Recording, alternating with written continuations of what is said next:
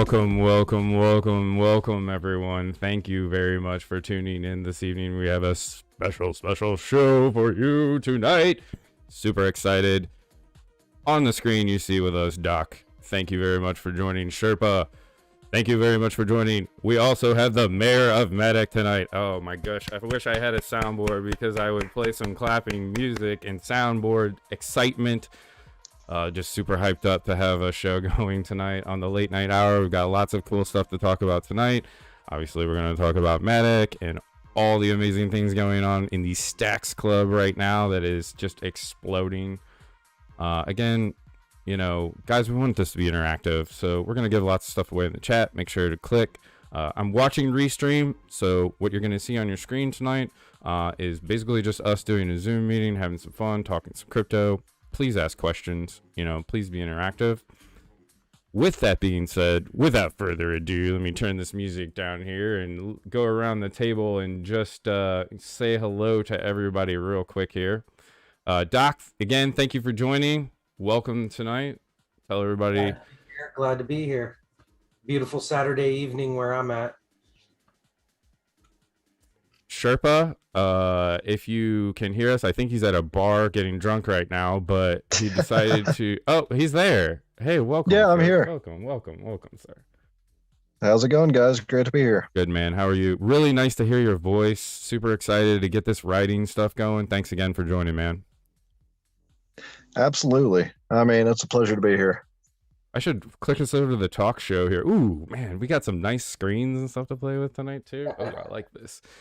And last but not least, we have Dilemma, aka the mayor of Matic, joining us tonight. Thank you very much.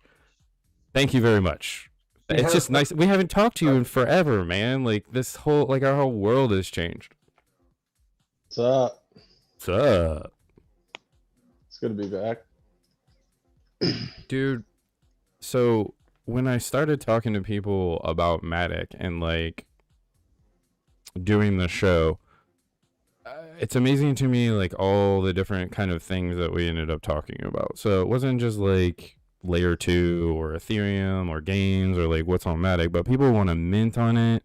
I find that people are still kind of clueless about Polygon and Matic and like how it works and, you know, the basics of kind of like the interaction with not only Ethereum, but like your wallets, right? And MetaMask and how you kind of get started.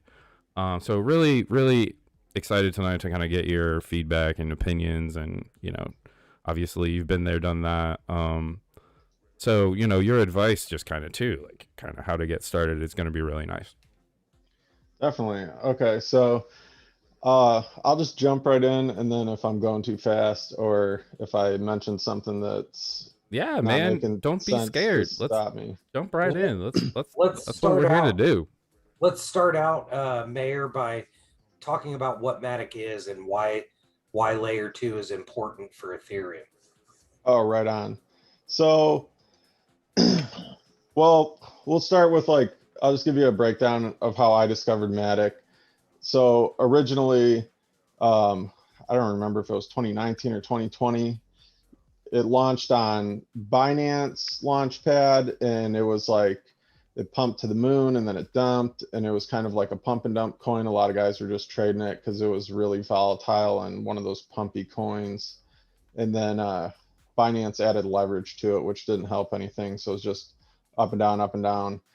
And I was trading it for a while, and then I started researching it, and Coinbase initially funded it with their Coinbase Ventures program, which is, you know, they just throw money at young startup projects. And the dev team's out of India, pretty solid dev team. Sandeep Nailwall is on Twitter. You can find him, Indian guy, lead dev.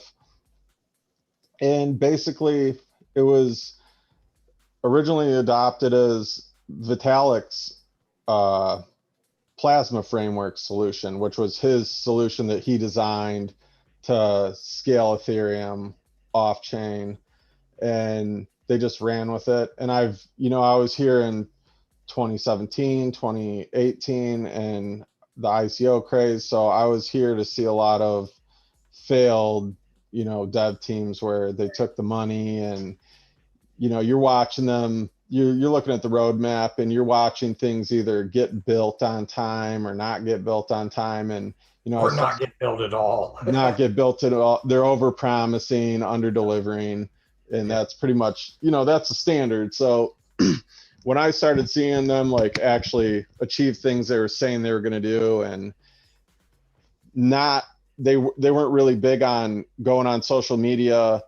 Like a lot of the investors were kind of upset because they were like, man, you guys aren't like vocal enough, like promoting this thing. They were all about onboarding development. So they're throwing money and focus at bringing people in that were going to actually build, because you're not going to get users if you're not building. And that's the problem with a lot of these other like L1 competitors is you can't get people to build. So then you don't attract liquidity. You have no money in the ecosystem. So I just kind of sat back and watched it. And, it's basically, kind of following the footsteps of like what Binance Smart Chain we've seen last year, where a lot of money flooded into there when the gas fees got high on Ethereum. So, when the gas fees are low on Ethereum, people are happy, people don't really care. But then when we get these DeFi hype cycles and the gas fees get too high and you got $500 of... Let's stop there for a second. Let me stop you there for a second. Okay. Because that's really what started all of this layer 2. I don't want to say the development of it, because all of this stuff was kind of under development anyway. I think the powers that be, and we've got some amazing people around cryptocurrency that kind of knew Ethereum could have some scaling issues eventually. So all this stuff was kind of in the works anyway. But it wasn't until we saw these rises in prices, right, and the existing games and structures of frameworks of things that were really nice and already working on layer 1 ETH just became almost unusable, at least for anyone that wasn't sitting on some Ethereum, right? So background for people that are just kind of tuning in or maybe not, have that experience in that. For instance, we were cruising around in Decentraland at that time, right? It's a great game. We love the world. We're all about gaming and play to earn and everything like that with Golden Stacks. So, to claim a token in there is an Ethereum transaction. Even something simple as, a participation token, or you're participating in some sort of game, something drops, right? You have to pick it up. That's a transaction, right? So when Ethereum was a couple dollars each, right? No big deal. That's a few pennies. These things scaling up, all of a sudden we get this nuclear run, the network's a little clogged up, and on top of that, right, we just had a 3-year, downward trend, right, which we can pull up some charts and stuff here if anybody kind of wants to look at that. But a lot of this we want to keep high level just for our users and like, new people that are kind of coming into this, learning about this stuff, right? So this is kind of the why, right? So we're all about practical solutions here, and I don't know why my camera's zooming in there, but apparently the government just tapped into our feed. Yeah, they here. did. They want to know what that clock means. Yeah, like I guess that's just gonna randomly like zoom in. He's on Bitcoin, Eastern Standard Time. Yeah. But I guess the point is, right, it became impractical, right? All of a sudden it was a couple dollars, and then it was $10, and then it was $30, and then all of a sudden it was more in the gas fees to purchase an item than the item was worth, right? So devs had to scramble, projects had to scramble, people that were people that were trying to save face on just say a positive trade. Okay, so or things that they already had built, right, and they were rolling out, and like, oh, wait a second, and and there's a couple of those too. But keep going, Doc. What was your point there? I had a link trade, and I know you guys were there when I was discussing exiting layer 1 and trying to move things in and out of my wallet at the time. And I remember a link trade where I literally lost 30% of my profit on the trade, just moving it out of cold storage to get rid of it. Right. Sure. And I participate, you know, and I'm sure, you know, we got Ethereum peeps on here too.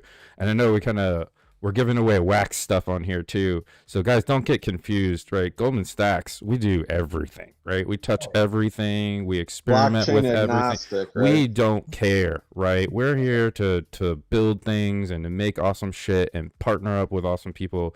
And we don't give a damn what blockchain you know, it's on, right? If it's awesome, we want in on it, right? That's all there is to it. So We're not maxis, we're stacks. Staxies, baby. Staxies. So I mean, yeah, go ahead. sorry, I was just gonna say, I mean, the real problem, it isn't so much the price, it's that, you know, Ethereum is still, you know, a second generation blockchain at the core. And so you have this whole throughput issue. And, you know, Solana is another project that I like, but Matic is the way that Ethereum scales. I mean, I don't like ETH 2.0 or whatever the hell as much as I like Matic, because they've been building this crap for a while. I mean, before, you know, throughput even became an issue during the DeFi boom. Definitely. Sherpa's one of the few guys that kind of agrees with me, or we're on the same page about there's different camps of how ETH should scale. And, you know, I like the security of proof of work. So if you're new to crypto, there's something in blockchain called the blockchain trilemma. And it's basically you have to pick what you want your blockchain to be able to do. There's security, there's scalability, and then there's decentralization. So you can't have all three. So like Bitcoin, it has a ton of security, but you know, it's slow and it's expensive. There's a car analogy just like that. Like you can have a fast car, a reliable car, right? Yeah, that's actually a very good analogy. So then you have blockchains like, you know, Tron, which, you know, Tron's been around since like 2017 or something. It's been around forever. So, but Tron is super centralized, but it's very fast and it's very cheap. So ETH 2.0, it kind of sacrifices some of the security of Ethereum when you take it from proof of work and you move it to a proof of stake system. So the benefit that I like that we get out of adding Polygon is that you get to keep proof of work Ethereum, which a lot of people disagree with and they don't want it. But then as a user, you know, I can keep some assets that I feel I need a lot of security on. Like if I got a big bag of Ethereum, I'm just going to leave it on layer one. Can we stop there for a second too? Because, you know, we got you and Sherpa on, experts, right? This is really weird now, though, kind of, isn't it? So I agree with you. You know, I'm a GPU miner, right? So I'm always gonna be on the side of proof of work, right? I'm always gonna be on the side of the miners, the people that are investing their own time and energy and money and setting up these networks and protecting these networks and adding security and layers and trying to earn income off of them, because it's not easy, right? GPU mining is not easy. I don't care what anyone says, right? It's a pain in the ass, and scaling is near impossible. So hats off to those guys that are carving out livings and actually doing that. So I'm with you kind of like on that. Now it's just very interesting at this time in history, right? So who are the ones that want to go proof of stake versus proof of work, and why? And do you guys think, what do you think is going to happen here? And well, we can start with whoever wants to start off here. I'll just say what I think is going to happen, because I don't want to lose my train of thought. But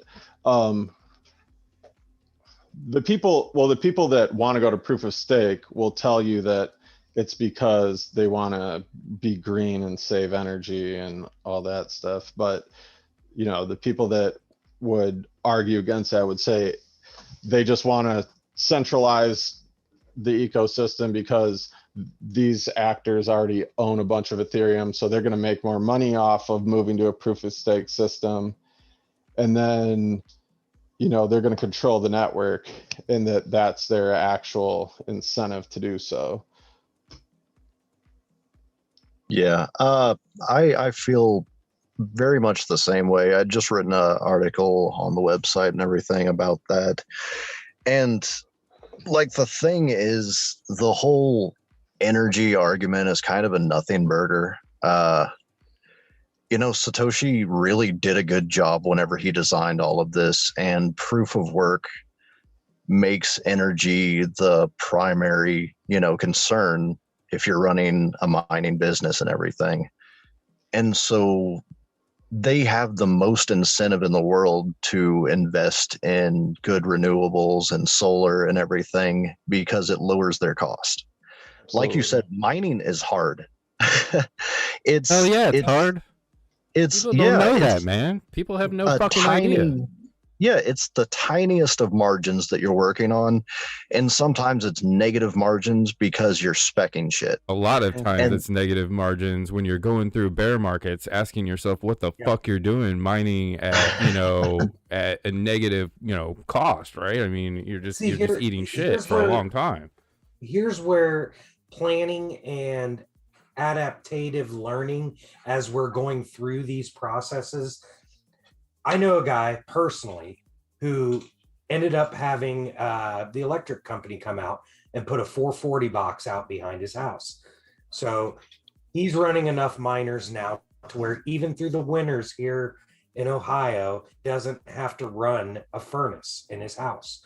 He literally has taken and built with 3D printers, adapters for his miners to where he can run right off of his fans into his duct system in his house. Right. And that's creative use of thermodynamics. And I've heard of other people in in situations where you have free power and like taking advantage of situations. Yep. But in general, scaling a GPU rig system is not fucking easy, right? You're going against physics and thermodynamics, and nobody's there to help you, and there is no, like, Windows is a piece of garbage. Let's just call it what it is, right? So like configuring Windows to even work for what you need for like a mining rig, which is nothing, right? You just need like the bare bones operating system. But of course they don't sell that, right? So you have to use their giant piece of junk if you don't, have your own kind of automated system or can use Linux, right? So literally every step of the way, it's just fighting you. Right. And then your cards are breaking. You have maintenance every 3 years. Your cards are outdated. Right. You're constantly updating. So, and then it's the power costs and the thermodynamics and heating and cooling, electricity, whatever, again, it's not easy. So hats off to all those guys that are out there MacGyvering that shit up. Right. Because I did it for a long time and, it taught me a lot. Right. About a lot of things, right? But I've watched our buddy Crypto Glass go through his growing pains with different miners, different setups. I mean, I can't remember how many he had. I know he had over 30 or 40 at one point running at the same time. So it's just one of those things where, like you said, the trial and the error of dealing with the ins and outs of it. Yeah, I've watched a lot of miners and everything. I've been in a lot of miner discords, and at any given point, I mean, there's a small number of coins that are actually profitable to mine, and then there's hot stuff that people are speccing because it has potential, and 75% of those eat it. Yeah. So I mean, you're spending an awful lot of energy anyway, and the people I know who do it right, I mean, I've got a friend who he runs solar, and on a sunny day he'll spec mine for free, and if it's not sunny, he's not mining because it's free to him at that point. And that's the point. That's what Satoshi was going for. That's what naturally occurs with proof of work, is that you cut your costs as much as humanly possible because there is so little profit to be had. Yeah. So what the hell happens if we go F 2.0? Next question. Honestly, I mean, maybe people hold on, but Ethereum loses a lot of the value to me if you actually go full proof of stake on layer one. I agree. I agree. Dilemma. What do you Well, think Yeah. about security? Let's talk about this shit.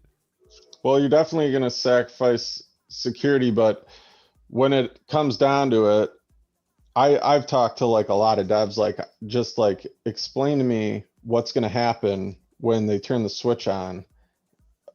Like you're going to have to convince everybody to move.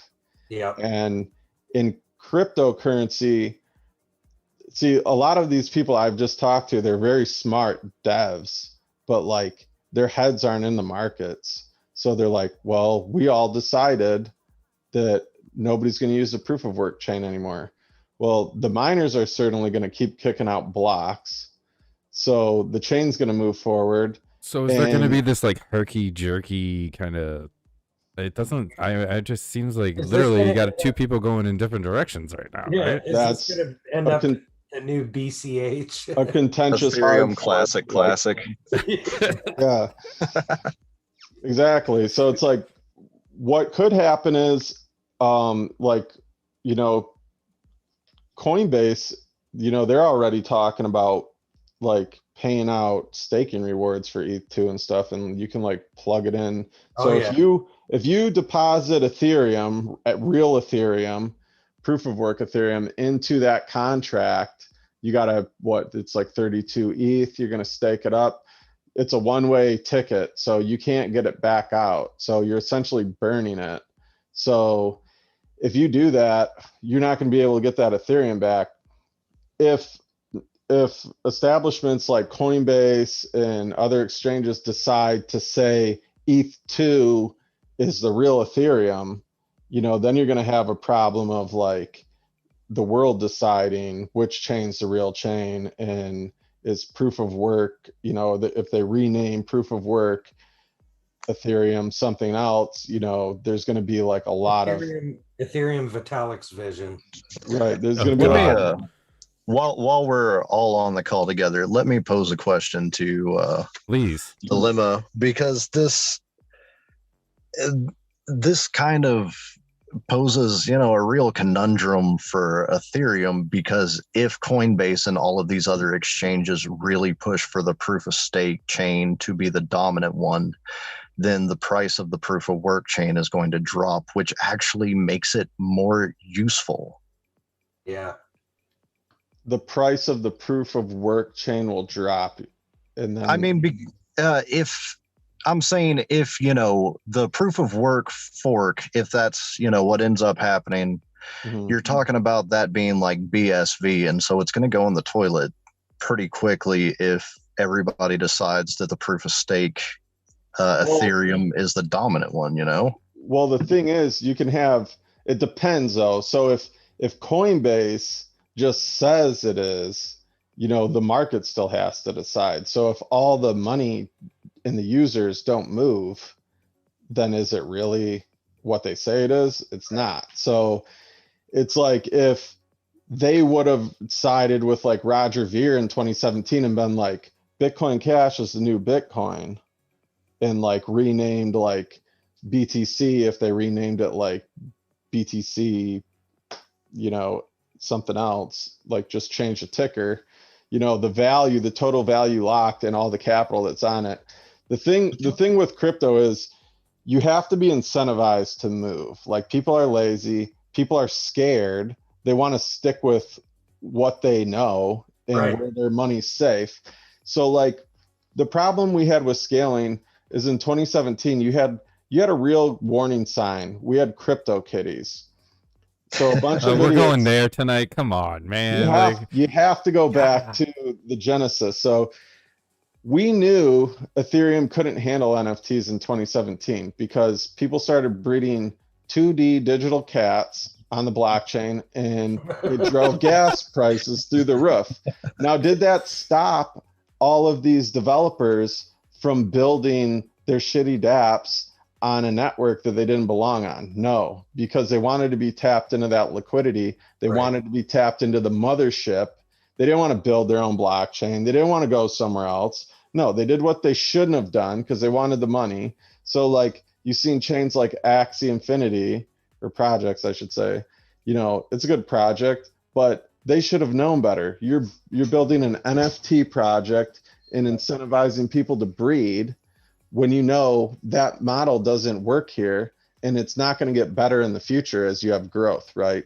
So same as Zeds around the horse racing. They've migrated over to Polygon as well. Right. Yeah, So I don't know that you can blame their projects for some of the, I mean, like Engine has the same issue, right? All of their games have the same issue, but they've been around for like 10 years, man. They didn't have the foresight to talk about a second layer solution. Then if they did, it's about developing it, right? So I understand what you're saying. I Well, agree with you, but so I mean, I think that has a timer on it, though. I mean, I think at this point, after they've definitely seen how garbage Ethereum handles everything, Right. if they're still microtransactions, yeah, just it does not. it's No, about I what's mean, appropriate. right. It's Well, not I mean, an appropriate application for some projects. no, I mean, Ethereum should be a confirmation layer, but that goes back to, something else entirely. But I'm just saying the projects that are sticking it out and saying, no, we're just going to stick with Ethereum mainnet at this point, that to me, that's a huge red flag. They're like, we're okay with $100 gas fees. That's normal for one, feeding of a cat or squirrel or whatever the hell people are trading now. And the beauty of decentralization is you can't stop people from doing dumb stuff. So, Right. all you can do is it's basically laissez-faire capitalism. So if somebody wants to come along, if a whale wants, if in 10 years it costs $10,000 to mint an NFT on Ethereum, somebody will do it. People will do it because he has the money, he can do it, he can sell it, he can ROI, but nobody's going to be breeding crypto kitties in 10 years, So like we had DeFi summer and then all those people took profit. And what they do, they started buying NFTs. So now you attract a bunch of leeches essentially. And I know you guys are big in the NFTs and stuff, but I'm specifically talking about like these like opportunistic people that weren't even in crypto, Right. 2 months before DeFi summer, and they come in and they get on these platforms. And now they're calling themselves crypto experts that just dusted themselves off. They're just dropping stuff, the crypto dropping. flakes. So now you got $500 of, sushi plugged into the platform. You're like farming yield, and you can't even, your gas fee to withdraw your deposit is like 50% of your deposit because these new artists, quote unquote, are just minting crap on, all these different like mint base and all these little platforms. But that's what crypto is. So you have to be incentivized. And when the gas fees rise, people will be incentivized to move. Last time there was not a lot of options. There wasn't anywhere to move to. So in my view, Polygon is essentially like a blow-off valve. It releases pressure. So when the gas fees rise, you will see a lot of people move. And then, right now gas fees are pretty comfy. So, they're not going to move until they're incentivized to do so. But a lot of the DeFi stuff you see, like Aave has moved and like launched their protocol. Why don't you, we lost Sherp. Why don't you go ahead and share with us? I know that you had a couple of things that you wanted to kind of show us as well. This is probably a good time to share your screen with us. So here we go. Can you guys see that? Yep, we're up there, man. This is beautiful. This is what people need to see, man, because we're all new to this. Like, we don't know what the hell we're doing, man. So the visuals help. Yeah, definitely. So if you're interested in Polygon and you want to get started and want to figure out the basics, you can go to GOLDMANN.STAXX.CLUB. I'm sure Biff has links in the I'll put the description and link all for that. your awesome post that no one goes and reads enough, because that's such a great post and it's underutilized, but we'll put it in the chat. So there's a whole how-to article. The biggest hurdle is, now if you're an Ethereum user, it'll be almost the same user experience. You just have to set up a couple things. You're going to open MetaMask, and then you need to set up the network. And there's a couple things you just have to copy and paste a couple lines, and then you'll have Matic network will be right here and it'll display. and then you can switch between both of these networks in your MetaMask. And then you just go to the wallet.matic.network, and you can bridge Ethereum over. I would probably bridge Ethereum over, probably be the best bet. Or you can also bridge Matic tokens, and you will need some Matic when you get on the other side. So you come here, you put in your Ethereum, and then you just transfer it. You're going to pay a gas fee, but if you're on the Ethereum So network, what we're actually doing right now is we're on the Ethereum network, correct? And we're moving stuff into the bridge, correct? Yeah. So you're on layer 1 Ethereum ERC20 chain, and you're depositing funds through a bridge contract. It's just a smart contract. You're depositing those funds into a contract, and then the validators, which are producing the blocks for the Polygon network, are going to allow you to have access to that same amount of funds on, the Polygon side.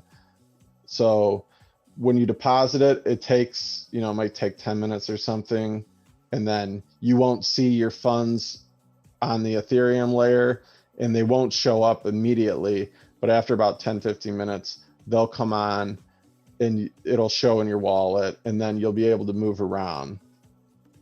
So the other thing you can do is, if you're holding long term and you want to stake, you have to do the staking on the Ethereum chain. So you have to be on the Ethereum network, and because that's where the contract is, and that's how it's done. And then you can come here to the staking. You can go to the rewards calculator. Right now, if you stake 10,000 Matic, you're getting 1,500 tokens per year, 15% APY. Right now, 34% of the tokens are locked, and that's been moving up, since staking went live. This has been moving up. When I started staking, it was like 15% of the tokens, and we were getting like 50% APYs and stuff. So you're going to deposit, you're going to jump over to the network, and then let me switch this. Yeah, I can't see the very top of your screen, so I can't really see like the URLs too. So make sure you tell us, and if you want me to put something in chat or whatever. Okay, there you go. Yep, that helps. Yeah, so I'm just trying. Oh, I got this totally blown up now. Hold on, I'm sorry about this. No, take your time. Take your time, because we want to make sure that everybody can kind of see this. That's perfect. Yeah, so I can't see my tabs very well. We can see your URL. That's fine. Yep. So So then people can see the URL you're on. Yep. Perfect. Okay, let me move this out of the way. That's my problem. All right, there we go. So, like, if you come over to now, once you're on Matic, you can come to QuickSwap. This is a uni clone. So it's a Uniswap clone. Uniswap, if you're familiar with Ethereum, or if you're not familiar, Uniswap is an open sourced automated market maker protocol. So it's open source code. And that's what you're seeing. DeFi is exploding. It's just everybody copying this protocol and launching their DEX, launching their shitcoin token. That's how PancakeSwap, Sushi, 1inch, all these are like iterations of, the same protocol essentially. And then you come over to QuickSwap, you're going to change over to your Matic, to the Matic network. And then once you're on QuickSwap, I'm not on that exchange side though. This is the analytics. We got now it's down to $1 billion of liquidity. So, I've been watching this since it was 60 million in liquidity. So we got a lot of money flowing. And then it looks just like Uniswap. You come here and you can get whatever you want. You can swap Matic for all these other tokens. They got Aave, they got Quick. What's interesting about the Quick token is, the Uniswap token is just a governance token as far as I know. So there's not really further utility that adds value to it. But what's interesting about the Quick token is... Let me stop you there just for a second. Are you using QuickSwap the most right now to do your swapping over here? Is this pretty much your go-to? Yeah, I use DFYN network also, which I'll touch on next. But Okay. primarily, this one has the most liquidity. So it's probably the most suitable for, you know, all types of people if you're moving big amounts of money or whatever. But you can provide liquidity too. So you can do DeFi, you can do yield farming just like you can on layer one. But, you know, if you're doing small amounts, like if you were doing like $1,000 of liquidity on layer one, you're getting hammered by gas fees over the last 2 years. And it's cutting into your yields, it's cutting into your profits. Over here on Polygon, you know, the transactions are a fraction of a penny, a fraction of a Matic. The gas fees are super low. So you don't have to worry about that. And you can still provide liquidity. And then you're earning Quick token. And the reason I like this is now you could sell that Quick token for USD or Ethereum, whatever you want. But there's also a feature where they have this thing they call the Dragons layer right here. And this is just staking. So you can stake it, you earn Quick, like if you were providing liquidity for ETH Matic or maybe Matic Quick, whatever pair, you're earning that. Now you can claim it more frequently too. On Ethereum, you're getting hammered with these gas fees. If you're paying a $50 gas fee to claim $100 of rewards, that doesn't make any sense. A lot of times the rewards are less than the gas fee. Right. Over here, you could claim this, and that allows you to compound your gains more rapidly. So you could claim daily, you could claim weekly, and then you're getting paid out in Quick, and then you can take it up here and you can stake it. Now, the APY on the staking, I think it's around like 40% or something. But what's really cool about this to me, I wish like Uniswap should add this, but they don't have it. You stake it, and don't quote me, but from what I remember reading is the way it works is the protocol uses the fees, it collects fees, daily fees from all the trading. So there's a fee, but you're not getting hammered by gas fees. There's a, you know, market maker fee. So you're paying the people that provide, or a liquidity provider fee rather. So you're paying the liquidity providers a fee to incentivize them to plug their money in and make this all possible.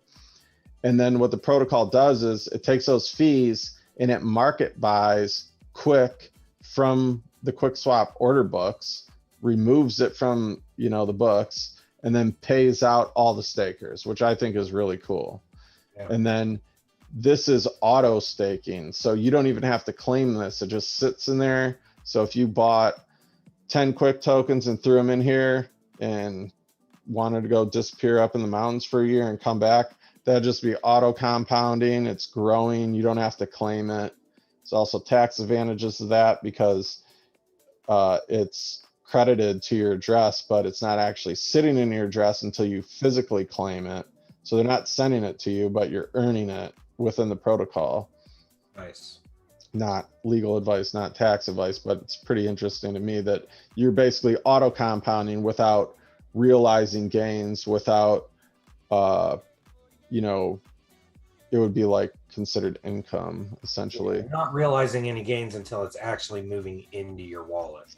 Yeah, not gains, but I should say taxable income rather. Yeah, I believe is what like the tax law would refer to it as. And it's going to be interesting to see how, you know, the IRS like shapes up when they try to like figure this stuff out. But another one that I'm really interested in is DFYN. And this is built on something called router protocol. And it's a liquidity routing protocol. And this network, or this protocol rather, is a little bit, well, it's a lot newer than Quick. So it has less liquidity. There's only $185 million of liquidity. But what's cool about this is they haven't done it yet, but they're going to roll out and implement cross-chain liquidity routing. So they're going to be pulling liquidity from like Binance Smart Chain and I can't say it, Hobie chain. It's another exchange chain. All these other, I think they're plugged into, I don't want to misspeak. I'm trying to think of what the other chain is. Another one I liked. Not Solana, not Avalanche. You're so far above my head. I know Yeah. you're I can't above think everyone of it else, right now. dude, right now. So What about don't even, Harmony? yeah. But don't even anyways, worry about it. The benefit of liquidity routing is, you know, you're going to get better prices. So that it could be like pretty revolutionary. Like right now we have liquidity silos. So it's like if your DEX has $500 million or 1 billion, you know, that is gonna, especially like for like low cap coins, you're gonna get slippage. If you're moving around bigger amounts of money, you're gonna incur slippage. So it's gonna reduce slippage. It's gonna give people better prices. This is one that I invested in very early. So full disclosure, I'm invested in it. I love it. And I think it's gonna blow up. I think they're gonna have eventually have staking for this one as well. And then just some analytic stuff to check out that's kind of interesting is like Ethereum daily transactions. We topped out around, what is that daily? 1.7 million. 1.7 million in a day. So 1.7 million in a day. Polygon, we're doing over 8 million. Well, we just dropped back below. We're still at 6.8 million, but considerably like way more transactions per day. So there is a lot of activity on the network. Now, one reason is it's dirt cheap. So of course, like people aren't afraid to do transactions. So they're not getting hosed by gas fees. Right. Ethereum unique addresses, you know, this is kind of a wishy-washy stat. You know, everybody's got multiple addresses. It's hard to tell if they're truly unique or not. But Ethereum network, talking about 160 million distinct addresses. That's a lot. You know, Polygon, we're not there yet. We're approaching 8 million unique addresses. But if you compare this to other competitors like Solana, I know Solana's not even close, though. I do like Solana. I'm getting involved in that this week. Binance Smart Chain, I'm not sure how many unique addresses they have, but you can tell trending, we're just exploding. It's going straight up. Like, you know, we're getting a lot. Sure, and a lot of these are microtransactions too, right? So what I keep thinking is like the visuals, and maybe this will help some people, right? So we were talking about Decentraland, and I think it's just a kind of like a good, I don't know, example to use or like anecdote. So right, so you're cruising around in Decentraland, all of a sudden gas prices are insane, right? All of a sudden you can cruise into the casino, and on Matic you can flip the switch and literally do all this stuff, right? Microtransact, literally push the button as many times as you want, and doesn't cost you any money. So watching that happen on the launch of the Decentraland casino, like the Decentraland games, they did exactly what we were talking about, right? They were kind of like mid-launch, and they were like, whoa, wait a second, let's just go ahead and stop right here because Matic is launching. This tool is available to us. Let's go ahead and hold off our launch. Exactly. Avagachi did the same thing, right? So Yep. So did Synergy of Sarah. So that's a very good point. Like I was saying before, like Axes, you know, there wasn't an option when Axie wanted to launch, and they had a good product. So they're like, you know, we're going to roll out. And you know what? Props to them, man, because that everything's held value. I was looking at land back then when it was $70 a parcel. Now, like the cheapest land is like $2,000 or something. So like, you know, all that value is added because of Ethereum. So props to them. But a lot of projects, they have no business launching on Ethereum, but they did something that I just think it's kind of lazy to be like, you know, there's a bunch of users here. they have a lot of money. We're going to launch here. We're going to take their money. And then when things aren't working and it's like, oh, you can't breed, or the game doesn't work, you know, or this NFT is worth $1, but you can't buy it because the gas is like $47 to move it. You know, they should have had the foresight to avoid that and not just be like, we're just going to roll out exactly what happened to the deal with it later.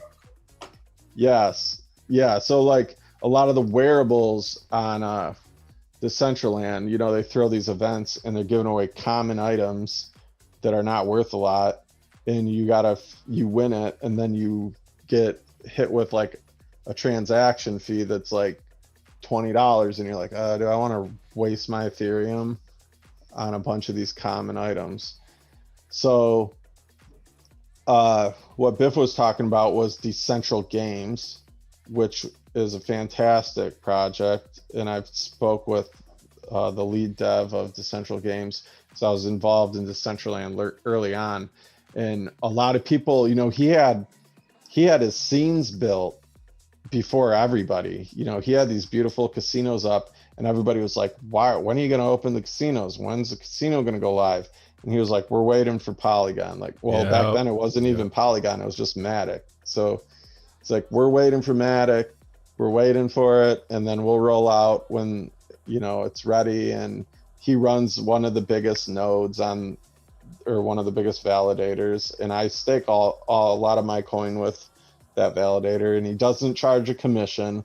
Like Binance, they run a validator, they're charging like 10%, and then they jacked it up to like 15% commission.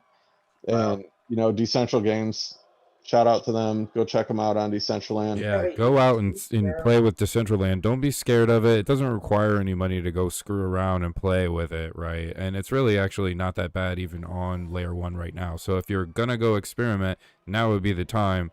Definitely check out the casino. You know, here, I'll put the link for that.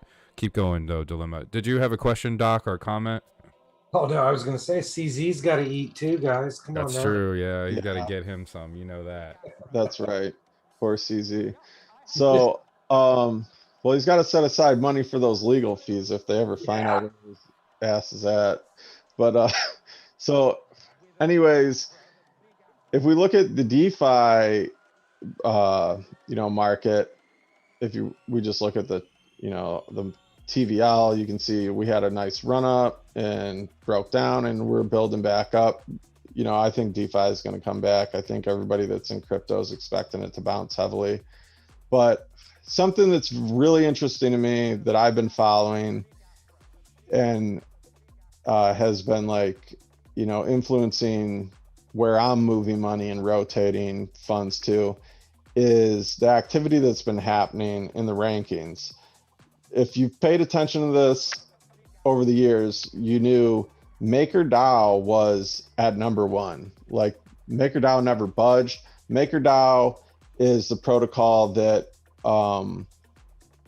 stabilizes the DAI currency, which is a decentralized, or I'm not using the right term. It's a collateralized stable coin. So it's not backed by US dollars. It's backed by, it's like a multi-collateral thing, but it's pegged to $1. And this was the #1 thing in DeFi for years. And it just sat at #1, and people talked about the dominance, and we looked at the dominance, and it wasn't flipped until Aave rolled out their protocol on the Polygon network. So Aave was down here somewhere. Curve Finance was way down somewhere. And, you know, Aave rolled out, and they added their platform to Polygon. And within, I don't remember, it seemed like it was within like a week or two, it exploded and it flipped Maker. And then shortly after, I think last week or the week before, Curve hopped and flipped Maker as well. And so these two, as you can see here, multi-chain. SushiSwap, also multi-chain. SushiSwap is also on Polygon. These other ones, I don't know about these. But you can see the two at the top are multi-chain. Well, you know, obviously everybody's going to follow suit. That doesn't mean they're just coming to Polygon. That means, you know, they're going to move to other things, but I think 1inch is on Polygon now as well. it may be. I'm not very familiar with 1inch, but yeah, it's an awesome project. But at the time, something that was interesting I noticed at the time was like QuickSwap had, never mind, I'm gonna misspeak. I'm not even gonna mention it, but there's projects on Polygon that their market cap That's is okay. lower. Yeah, don't go too deep anyway, because you know there's no need to. I mean, the amount of expertise that you're giving us right now and information is fantastic. I'm sorry. Yeah. So don't go too deep, dude, because all you'll get is deer in the headlights. What you want to pay attention to in DeFi is this TVL. So TVL is total value locked. So this 11 billion is across Ethereum, and it's also including the money that's deposited on the Polygon network. So this protocol is benefiting from being on two networks, and like probably like well, let's just look at it. Let's open this and we'll see. What is this DeFi Llama that we're looking at here now too? Is this a trading app or just like a wallet setup? Or... No, it's just an analytics okay, website. So most people use DeFi Pulse. A lot of people like this one. Oh, it looks like they're tracking it now, but they weren't figuring in the Polygon TVL for a while. So some of these rankings were like, I wasn't liking. They had like different rankings, but it looks like they're tracking. Why isn't Orion on there? That's all I care about. It probably is, but it depends how much TVL they got, where it is ranked. I don't know. It's so awesome it gets its own page. It might be on the second page. I don't know anything about Orion, but I just know it keeps giving me tokens, and I had to spend gas to claim them, and I wasn't very happy. Yeah, well, welcome to crypto, I guess. So on here we can see, if we just isolate Polygon, you can see 2 billion out of that 11 billion is on the Polygon network. So it's worth checking this stuff out and looking at where the money's flowing. Binance, you know, Pancake Swap is the big boy. That's their number one DEX, 4 billion. So this is something, this used to be a lot higher. This used to be $7-8 billion. It's come down because Binance Chain, or Binance Smart Chain rather, they had their run. They had their, you know, Pancake Swap went live and everybody was chasing the crazy yields and it pumped to the moon, and now it's kind of cooling off. But this is the main competitor that I'm watching and looking at, like some of these numbers, like Pancake Swap has $4 billion. Even if I didn't own any QuickSwap, I'll be watching this. Is QuickSwap gonna flip Pancake? You know, because these are both like L2 automated market makers, DEXs essentially. So you just got to keep an eye on where's the money flowing, right? How much of it's flowing to where, and then when the money flows somewhere, the developers follow. So the way crypto moves, in my opinion, is you have projects, you know, the developers build, and then it attracts liquidity, and then users are drawn to the liquidity and features like cheap gas fees. So, you know, we built, and lots of yield, hot, sexy yield, piles of yield. Hot, steamy yield, mad gains, mad yield. And this yield chasing stuff is like, you know, it's no different than 2018. Everybody was chasing spot altcoins. It was just pump and dump, pump and dump. They're doing the same thing. So it's kind of a downside of open source protocols is every time there's a cool revolutionary technology, if it's open source, everybody copies it. So everybody's going to do what they do. They're going to copy it. And then the OG protocol essentially harms itself. Now, in some cases, it's going to have like that first mover advantage, like Uniswap's still like a big boy on the block, but now it's got competitors. It's got Sushi, it's got 1inch, you know, but that's what you get in crypto with open source code. You know, everybody's going to copy and then they're going to deploy. But I guess we'll see how this scales out. Another big thing with Ethereum is we had the Arbitrum scaling solution launch end of May, but that's going to take time for projects to adopt it. It's not like a network. They can just snap their fingers and it's live. I think all of this is very helpful because you're really kind of explaining how all of this is connected and how our, you know, members and users can go out here and kind of look at some of this stuff. You kind of showed how the wallet portal works. So maybe let's just take a step back and, you know, we've kind of gone really in depth there. And you know, screen sharing here. Yeah, go ahead and kill it. We can kind of just step back here, digest that a little bit. You know, Doc, if you have any questions, fire away. There was a couple of questions that I'm fielding, and guys out there on the internet, you know, if you have any questions at all, I'm actually gonna step drop out in for the just chat. a second. Go ahead, Doc.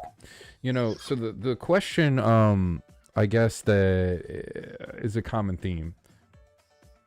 Is like how to, you know, or what's your recommendation, I guess, for somebody that just wants to get started on this, right? What's like step 1, step 2, step 3, as simple as they possibly can do. Okay, so not financial advice, obviously, Right, but not financial advice. We don't do that.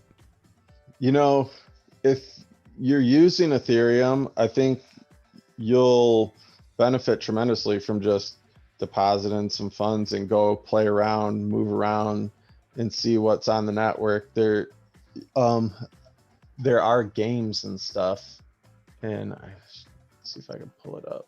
Oh, I'm not screen sharing. Don't worry about it. But yeah, you don't need to pull anything up. What kind of? I know there's all kinds of games and stuff popping up too. Is there like a title that just comes to your head that you like recently checked out that maybe we need to go take a look at too? Because I know there's all kinds I haven't of other had stuff time too. myself, but you know, well, not a game per se, but what's really interesting to me right now is OpenSea stuff, Polygon OpenSea stuff. Okay, let's stop there. Yep, let's stop there. So that's something that was another question.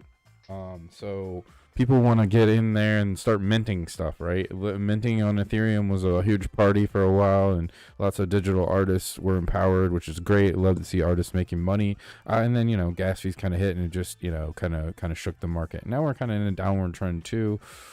People know they can get on there and do Matic. Now, just high level, right? This is probably a whole show around minting and stuff, and we have lots of experimenting to do before we'd want to maybe do a demo. But just high level, is it pretty much the same thing?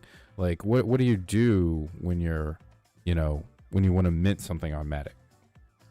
Yeah, so I mean, I would imagine it's the same thing. I'm not an artist. I'm not minting NFTs yet. But I do know a couple guys in my DMs that, you know, have asked me or showed me stuff that they've been minting on Polygon. And yeah, it's the same thing, but you're not paying a bunch of money for it. So if you are doing that or you've had experience with it before, you know, it's essentially the biggest hurdle to get to the network is the bridge. And I understand it's a pain, but if you're really actually using Ethereum, like you're paying these painful gas fees all the time. Like it's basically like you're just going to pay one big ransom to get the hell off of the network and then be free of gas fees after you cross that bridge. So you got to pay the toll, but it's not a Polygon thing. A lot of people knock Polygon like, oh, it's a scaling solution, but you still got to pay this hefty gas fee to get off the Ethereum network. Well, the gas fee is because you're interacting with a contract on the Ethereum side. It's not anything to do with, you know, the Polygon side. But once you pay that, you get out, you get over to the other side, you know, it's like, it just feels like all this weight's lifted off you and you can breathe, you can move around. You don't have to think about, you know, let me see what gas fees are today. Let me see how much money I got, or I gotta sell this to free up some gas so I can claim this and get my funds out. And then, you're not playing all those games. You're gonna have to deposit that money. You're gonna get over to the Polygon side, and it's smooth sailing. No, that makes a lot of sense. That makes a lot of sense, and it's really just you're using your MetaMask wallet, so it's not like you're really doing anything that different, right? Yeah, that is the biggest benefit to, the user experience. They managed to keep it intact, so it's like it's Ethereum friendly. You're just porting money over, and everything's like essentially compatible. So you could deposit NFTs.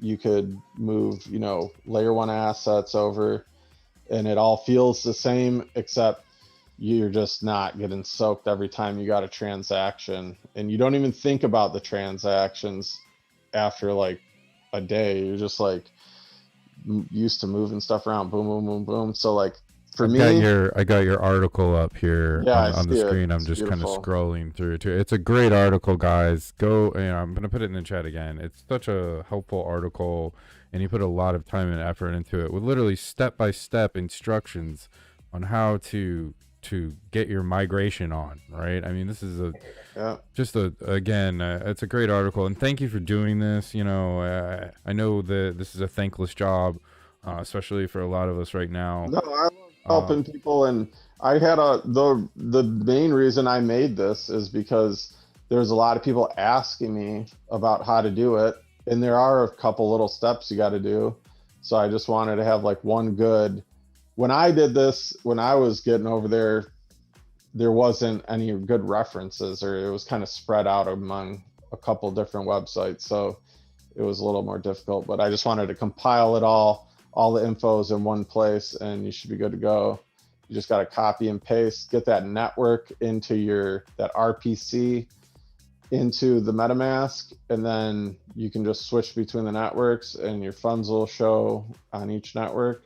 So when you deposit to Polygon and you switch networks, your crypto is in the same address. So if you use a specific address on the Ethereum side, it's going to be in that same address. So that makes it really convenient that, it's all the same essentially. Yeah, there was you actually had some games listed on here too, like Neon District, which actually, the coin artist game, which I can't even believe I forgot about, because obviously that's a huge title. Again, go check this out, guys. This is kind of a good segue, and probably good kind of chance to wrap up here too. It's Father's Day, guys. Everybody that's involved with this project has invested a lot of time and energy, and a lot of it's just very thankless, and we're generating some pretty amazing things in our community right now, and networking people all across the world. But we need your help too, right? We need everybody out there that's watching right now, that's listening to this. We need you to click buttons. We need you to push stuff. We need you to participate in whatever, arena makes you feel comfortable. But don't think that you don't have something to do with this, or that you can't help, right? Literally every button press, every retweet, every comment, right? Every time you share that information with somebody else, that helps, right? So go out there, read his article, comment on it, share it, right? And tell us what you think about it, right? It help you or not? Is there something else you want to see? Is there something you want to see us do, right, to kind of help you guys out? Go out to our website, check it out, check these posts out. Definitely go read that one. Also a good segue too. We did our first official drop, right? So we actually have our drop out on NFT blocks right now. We built a little page out here. This is our first official public drop ever, right? We've done a lot of work, and we have some amazing artists on our staff, but this is our first public sale that 50% is going back into the community, and we're just really using all of the wax that we generate to literally put back into our community for marketing. If you've seen us on Twitter, obviously we're just blowing things up right now when it comes to everything. Giveaways, NFTs. We want to link people up in games. We want to get traders involved. We want people of all skill levels to touch this stuff, to have fun, to learn, to be able to enter crypto, you know, in a way, in a manner, shape, and form that a lot of us didn't have the luxury of entering, right? Yeah. That's why we started the Do Your Own Research Challenge. It's a fun way for people to get involved and be rewarded for learning. This is a gorgeous NFT in itself, which is really just a promo drop. So again, if you want to, you know, go check that out, please do so. I'll put the link in here. It's only 2 wax. I mean, we've been giving out wax left and right. So go check it out. If you collect 10 of these, you're gonna want to hold 10 of them. I'll tell you right now, this is kind of the first, you know, time we've publicly talked about it. 10 of these is going to be required for a extremely rare drop. We're only going to mint 50 of them. It's an animated version of this with, it's actually on my screen. Here, cut to my own screen if you're looking at me over there, but it's twirling around on my monitor up there. That's going to come with our official stamp. Michael Segura, just an amazing artist, one of many that we have in our arsenal now. Super excited, just, you know, with the amount of outpouring from the communities that, you know, especially like it seemed like Shitcoin, you know, in Miami, and that event was just kind of a catalyst that, you know, that we needed to kind of bring us to here. Now we're full circle, you know, now we're hosting things with you guys, which has been a lot of fun today. I know this is going to be beneficial to our users.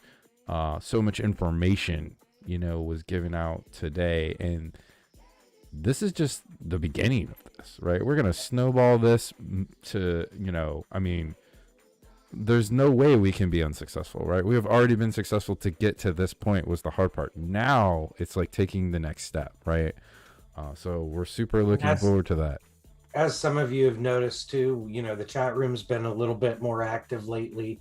We're trying to add more content in there, trying to give you guys planned events like the werewolf game and stuff where you can count on coming to us at a certain time and being able to expect stuff. So that's where we're at. We've been planning on this stuff for a while now.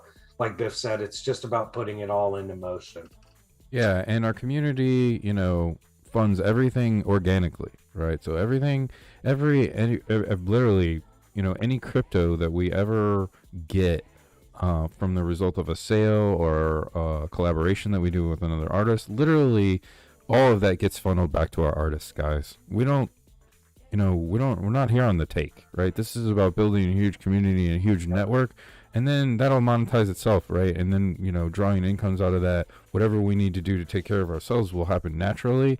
And that's all part of our business plan, guys. You know, that's all part of these new business plans involving communities and human beings that are here to collaborate, to use our skills, to use our knowledge, to pool together, right? To build these amazing communities, to build these amazing tools, these games, these, you know, the software that is helping change our lives. And literally everywhere I go now, you know, I feel like not only is just like a red pill thing, but I'm not hesitant to ask questions. I want to talk about people's payment systems. I want to talk about your business. I want to talk about how you're, you know, receiving money, right? Because chances are, if you're taking credit cards right now, you're not real happy with that, right? And all of a sudden you might have heard about Bitcoin and crypto. There's people out there transacting this money. You might have heard some stigmas about it, or somebody said it's for nefarious activities or money laundering, right? No, right? That's what we're here to squash. These are payment systems that exist on the internet. People, stop making them into things that they aren't, and stop making them things into the, you know, or stop talking about the stuff that we don't need to talk about, and let's talk about the fun stuff, right? Let's game on them. Let's share things on them. Let's use them for artists, right? Let's build platforms out of them.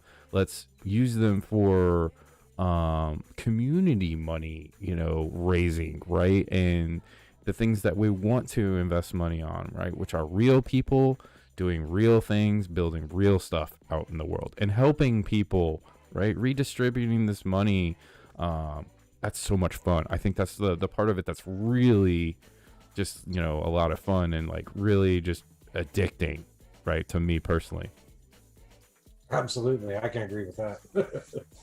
Now, a lot of people don't really understand that too, right? So just remember, economies of scale, guys. You know, if you're watching this in the United States and you've never been to a third world country, or you haven't seen, you know, what it's like to be middle class, you know, in somewhere like the Philippines or, you know, a third world country, you know, it opens your eyes to a lot of things, guys, and you can make a difference, right? We can make a difference.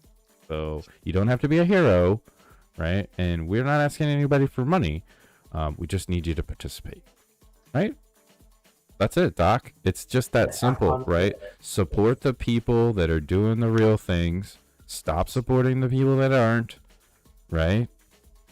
And let's get together, remove these stupid secular walls and all this maximalism nonsense, and start building real things with real people, damn it. And have a damn good time doing it. And have fun. As soon as you don't have fun, you just get burnt out, right? And that's the end, right? That's the end right there. Dilemma, give me some closing thoughts before we close it up here. So, right on everything Biff said.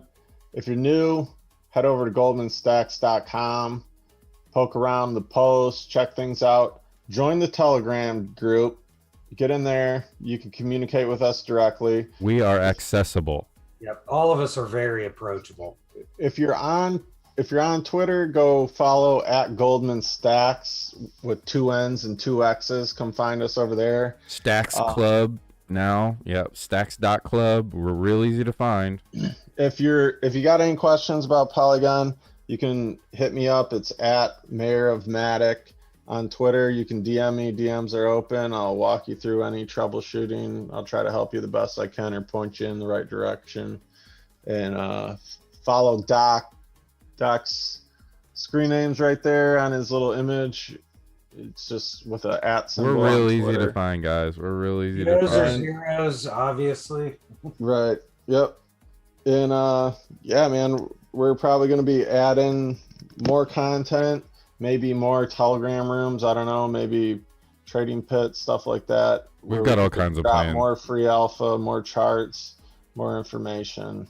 Yeah, Once not again, only all of that stuff takes participation, though, from our community. You know, the three of us can't manage and run all these channels, so it's important for, you know, our followers and our members of our STAXX Club to step up if that's something that they feel like they can handle, being a moderator in a chat room. You know, reach out to us for that too. We're looking for people who want to be involved. we're running a werewolf game in Telegram, you know, every morning 7:30 to 8:30 a.m. Eastern, right? Get in there and just play. Like, people are winning wax just for goofing around and doing these charity things in our Telegram now. And we want a lot more of that. Yeah, and Dust, right, you're in chat. I mean, if you want to just learn some crypto and you've never touched it before, jumping in our Telegram is almost like perfect for that. It's gamified. You earn XP levels. It's set up like a video game now. I mean, I'm not going to toot our own horn, guys, but our Telegram is pretty damn cool, right? So get in there and use it. Use the damn thing, right? I mean, that's what we built the damn thing for. Don't be scared of this. I want to give a shout out to our friends over at Rabbit Hole. Congratulations on cracking the 1 million Dust staked mark. That's Those awesome. guys, again, you know, we're so lucky to have these amazing partners. Rabbit Hole NFTs are on our partners page on our website. Go look at their stuff, because it's just, it's on another level, man. Like, everything they're doing. The Romanian connection is just, it's strong, right? Those guys are just, they're on another level of the NFT game. You know, they're the upper echelon of that, Absolutely. the cream of the crypto, right? And that's what we do here. If you're into mathematics at all, you definitely need to check their collection out. Every one of their NFTs is encrypted with some type of code. There's always more than what meets the eye with them, and I love it. Thank you very much for the follows, guys. Thank you very much for the participation. Welcome. Sorry if you're just joining and catching the end of the stream here. We're just about to wrap it up. If you have any questions for us, though, let us know. Again, we're real easy to follow. We're real easy to find. We're approachable people. We have a huge network now. If we don't know the answer directly, we're gonna find it for you. We'll find somebody that does, right? That's how we learn, guys. And we all learn by getting our faces melted off and pushing buttons. So if we can stop some of that from happening, then we're going to get more people in here with more experience, with more skills, right? And that's how this happens, right? That's how we build these networks out. That's how we drive change, one little step at a time. You don't have to be a hero, right? There are no heroes, guys. Like, we keep saying that. There's just us. So let's work together, have some fun. All right, let's goof around with all these tools. Let's make some NFTs. If you want to learn how to do that, you want to empower yourself, you want to make a business, let us know. Shoot us an email, hit us in the comments, DM us, jump on Telegram. I mean, just do it. Don't be scared. Start today. Start right now, and don't hesitate. That's always kind of my little spiel. Get off zero, right? Whatever it is, don't be afraid. And there's so many people out there on the take, and we keep talking about that. Find people that aren't, right? There's all kinds of communities popping up. If you don't want to join ours and ours is not the fit for you, find another one. Find a group of people that are doing different things, that are busting outside the mold, because the world needs to change, right? The writing's on the wall, and if we don't mold that, others are going to do it for us. So maybe that's a good kind of stopping point. Doc, any closing words? STAXX the world. STAXX the planet. I'm going to throw up the ending soon sign now, so I can't see your beautiful faces anymore, but thank you again, Mayor of Matic Dilemma. Again, I wish I had my soundboard hooked up. I promise I'll get this stream. Yeah, great show, guys. Lots of information. Thank you again, Doc, very much for joining us. This kind of stream and this kind of information here is on such a higher level, a plane of consciousness. And I know that, we probably also left some people in the dust on some of this, but that's okay, right? That's what we're here to bridge that gap. So use those socials, guys. Use those socials, ask those questions. Hopefully we provided them with some good talking points. If they don't approach us, maybe they bring it up in conversation with someone else. If nothing else, like I said, we're all here to learn and grow together. So I love you guys. I love you guys so much. Take care. Thank you everyone very much, wherever you're at in the world. I hope you have a great day, great evening. Take care. We'll see you next time. And thanks again, Doc. All right, take care, man. Take care. Over and out. Over and out. STAXX the planet, baby. STAXX the planet.